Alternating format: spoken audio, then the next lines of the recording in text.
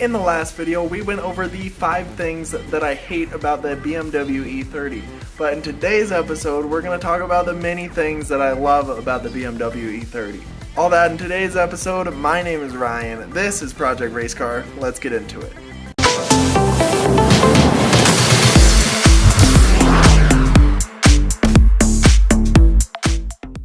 As many of you guys know, this is my dream car, so I do like it a lot.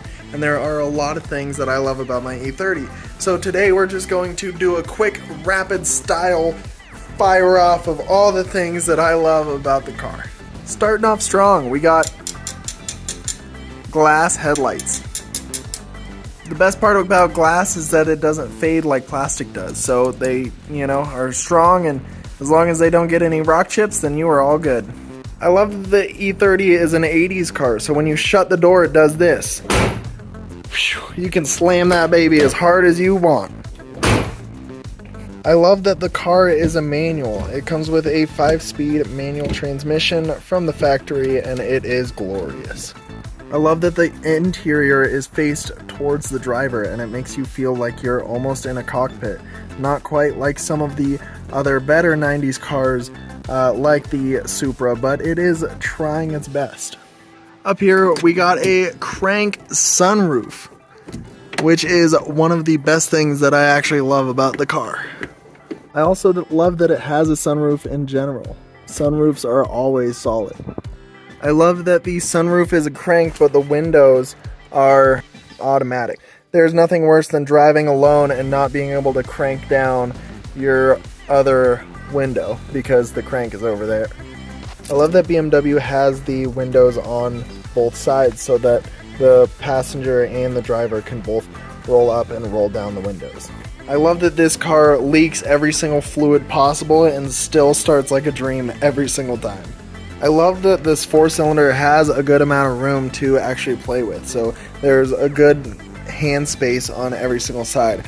I've worked on other BMWs and it is a pain to work on. I love that the BMW E30 hood pops open. I love that there's so much aftermarket support on these cars. Any single bushing or job or swap that you can possibly think of has been done on the car before. There's been so much done to this chassis that it's easy to find anything that you're thinking of.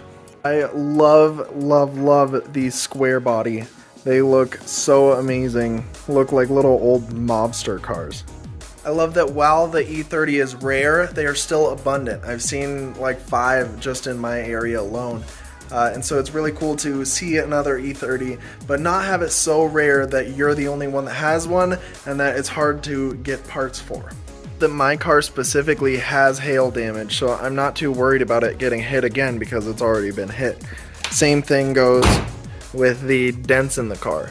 This car is not perfect, and so it's nice enough to look pretty on camera, but not nice enough to actually have to worry about the paint yet.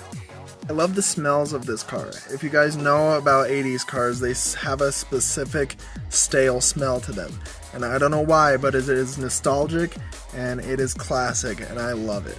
So this car is actually fairly small. It's only 15 feet in from end to end. But the amount of space that you can actually fit in here, we're planning on fitting a lot more because we are moving. But if you look at the trunk, it is still the exact same way, where we can fit 2 rows of boxes, and there is so much actual cargo space in this thing. Now, I love my car specifically because it is, again, in some rough condition, but at the same time, it does not have any rust on it. So it is in almost perfect condition in that sense, because once you find rust, it's like a cancer, where it just, as soon as you find it, it's already too late. It is spread throughout the car, and it is horrible, absolutely horrible to fix. So when you're purchasing a car, always look out for rust. I love that at least the 318IS comes with the black window trim. It really cleans up the car and makes it look really good. I love that this engine gets 25 miles to the gallon, which is insane for an 80s car. The other great thing about this car is that it only takes like 4 quarts of oil. So maintaining this car is really, really cheap and very, very easy to do because everything's so simple. Very similar to the doors, the hood closes, you just push down and you hear that nice clank. I love the front end on this thing and it will forever mesmerize me. It just looks so perfect and just so right. The square body is just, it's got me hooked. I love that these cars are so simple to work on because half the car can be taken apart with a screwdriver and a 10mm. From my knowledge, the fenders, hood, trunk, and possibly the doors can all come off with a 10 or 13mm. One of the two, it's actually insane. I used to have an E92 that was a pain to work on. Just to get like the intake box out of the car, you need like 5 different tools. I love that with this car, people actually stop, stare, and ask me what kind of car it is. Going back to what I said earlier, it's just rare enough to be cool and unique. The final thing that I love about the E30 is my stupid little antenna that still works. After 30 years, we are going to crank over the car and watch that bad boy all the way up. It is just the dorkiest thing because it's bent and at this angle. It makes a lot of noise when it pops up. It's so ridiculous, but I love it. Wait for it and shut the car off. And it drops down. It honestly took me so long to realize that that sound was not the fuel pump kicking on, but my antenna shooting up. Weird. Check the doors one more time. Oh, beautiful. Well, that is going to end it for today's video. I hope you guys enjoyed. I hope you guys love Greta as much as I do. But until next time, my name is Ryan. This is Project Race Car. Have an amazing day. Peace.